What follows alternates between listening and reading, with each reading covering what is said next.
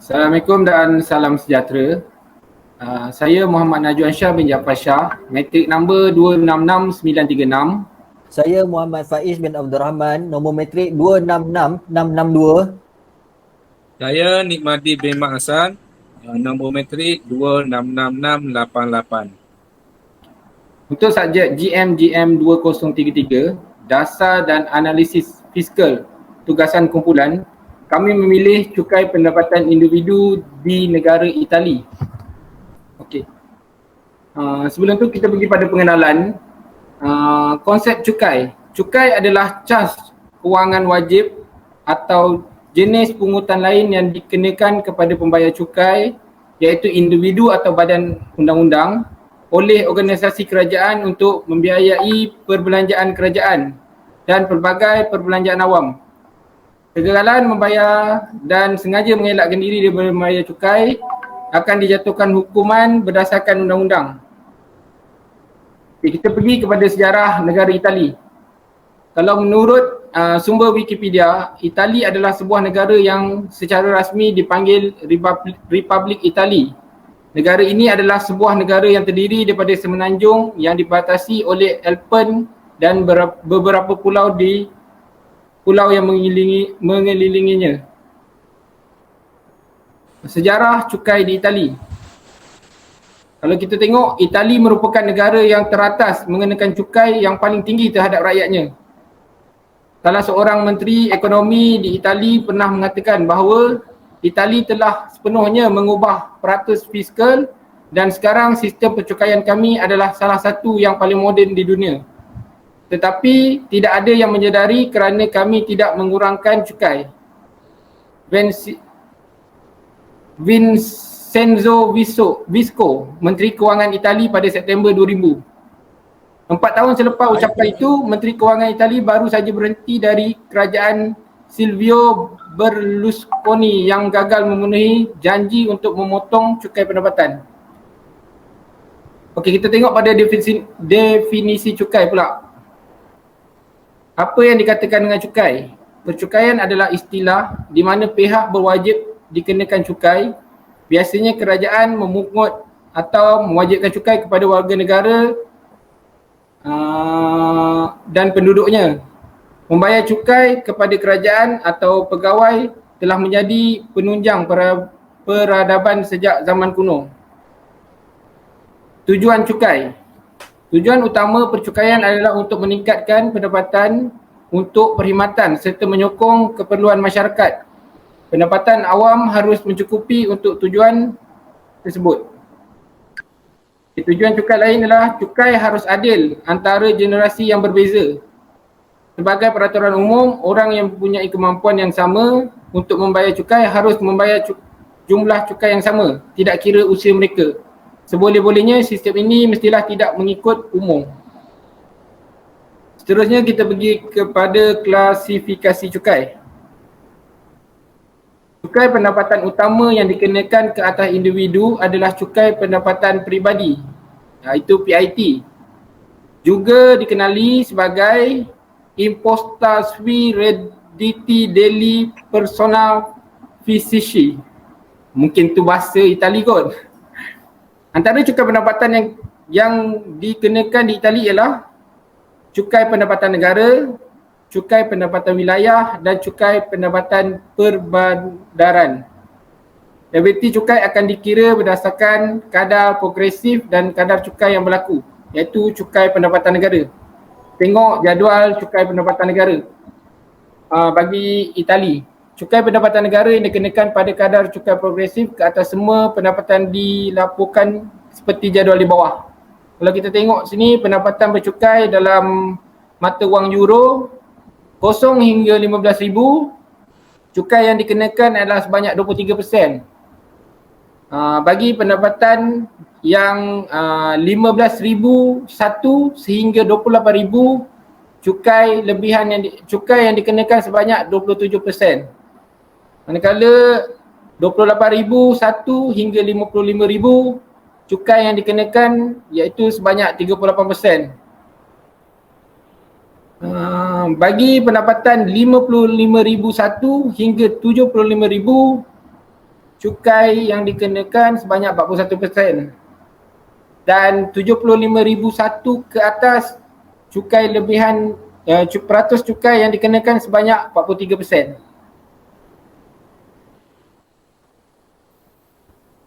Seterusnya saya serah kepada sahabat saya untuk sambung. Jika kita tengok pada kadar cukai dikenakan di Itali, cukai pendapatan pekerjaan dikenakan cukai pendapatan progresif yang mana dikenakan kepada semua pekerja IRPEF dalam singkatan kepada Imposta sul reddito delle persone fisiche. Ini bahasa Itali ni. Oleh kerajaan, ia telah ditarifkan cukai sesuai dengan pendapatan sehingga suatu daerah dapat menambah 0.7% hingga 3.3%. Setiap wilayah tidak hanya memiliki cukai penghasilan daerah, cukai hasil dari bandar dapat dikenakan yang berkisar antara 0.1% hingga 0.9%. Perbandaran juga dapat menetapkan kadar cukai progresif berlaku untuk kelompok pendapatan nasional. Kita lihat pada tahun 2018, kadar cukai pendapatan peribadi adalah seperti berikut. Kita tengok gambar seperti gambar dirajah kadar pendapatan 0 hingga 15,000 euro ni. Kadar cukai dia 23% dan selebihnya kita lihatlah gambar rajah di bawah itu. Individu adalah dianggap pemostatin untuk tujuan cukai untuk lebih bahagian. Tahun cukai jika mereka memenuhi syarat berikut. Tempat tinggal mereka di Itali, pusat kepentingan penting mereka terletak di Itali atau mereka didaftarkan di pejabat rekod penduduk di Itali. Kawasan pengecualian cukai, iaitu oleh kerana pelbagai jenis pendapatan, pengecualian dari IRPEF ditentukan pada 8,000 euro untuk pekerja bawahan jika tempoh pekerjaan mereka bertepatan dengan sepanjang tahun, 7,500 euro untuk pesara di bawah umur 75 tahun sekiranya pencen itu dilunaskan sepanjang tahun, dan bagi mereka yang menerima wang dari bekas suami isteri, 7,750 euro untuk pesara berusia 75 tahun atau lebih dengan tempoh pencen yang bertepatan dengan sepanjang tahun. 4,800 euro tidak kira berapa hari mereka bekerja setahun untuk pembayar cukai dengan jenis pendapatan lain. Kawasan yang dikecualikan dari IRPEF ni akan bertambah jauh sekiranya terdapat anggota keluarga yang bergantung. Prinsip cukai di Itali. Hasil cukai kerajaan mendapati bahawa mereka tertekan oleh tekanan untuk mengekalkan atau meningkatkan perbelanjaan di satu pihak dan keperluan untuk menjadikan sistem percukaian mereka lebih kompetitif di sisi lain. Dan untuk kecekapan dan equity, kalau kita tengok pada kecekapan, banyak pembaharuan cukai di Itali sejak pertengahan 1980-an didasarkan pada prinsip perluasan asas cukai dan menurun kadar cukai. Objektif penting pembaharuan tersebut adalah untuk mengurangkan penyelewengan cukai yang mungkin menjadi menghalang penting kepada pertumbuhan ekonomi. Bagi equity, Itali mempunyai sistem cukai pendapatan progresif yang menyiratkan bahawa pengagihan semula pendapatan melalui sistem percukaian adalah objektif dasar. Semasa menganalisis kesan percukaian terhadap pengagihan pendapatan, ada dua jenis equity utama yang relevan, equity mendata dan menegak.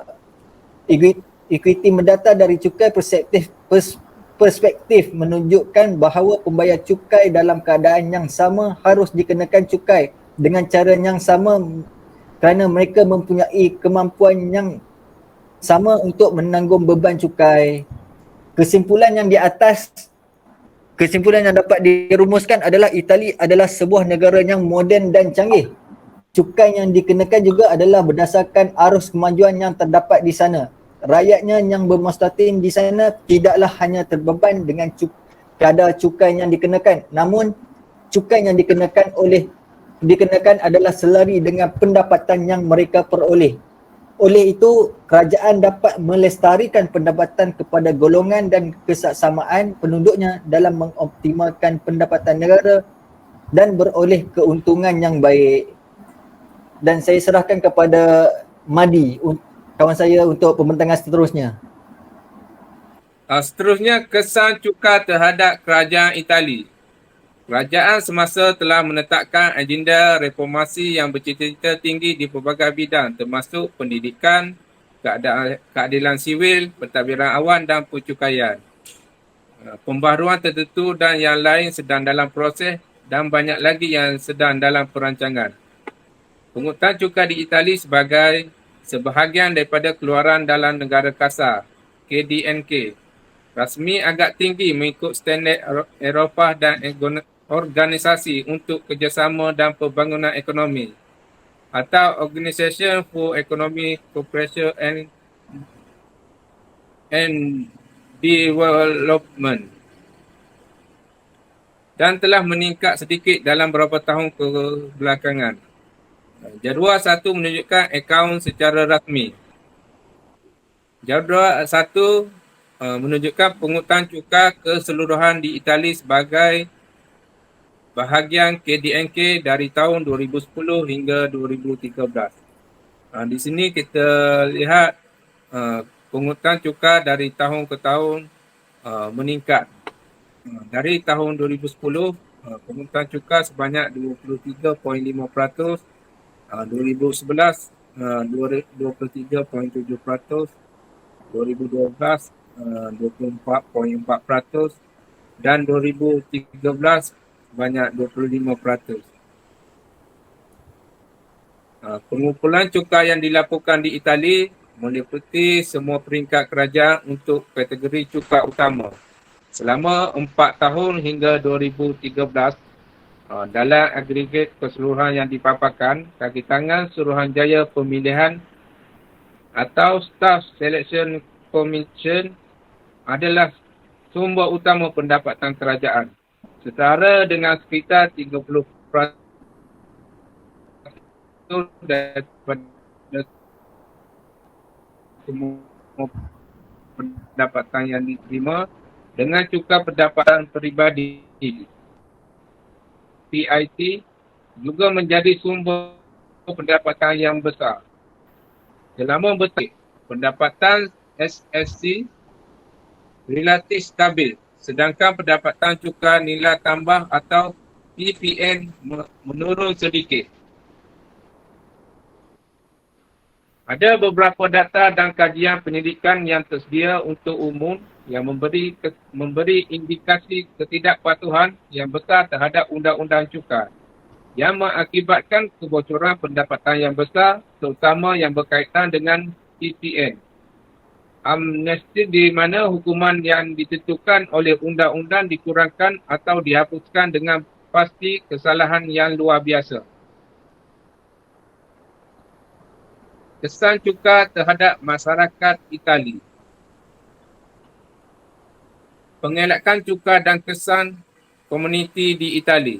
Mengikut Francesco, sikap terhadap pengelakan cukai masyarakat di mana perniagaan beroperasi adalah sebahagian daripada kos untuk pengelakan cukai.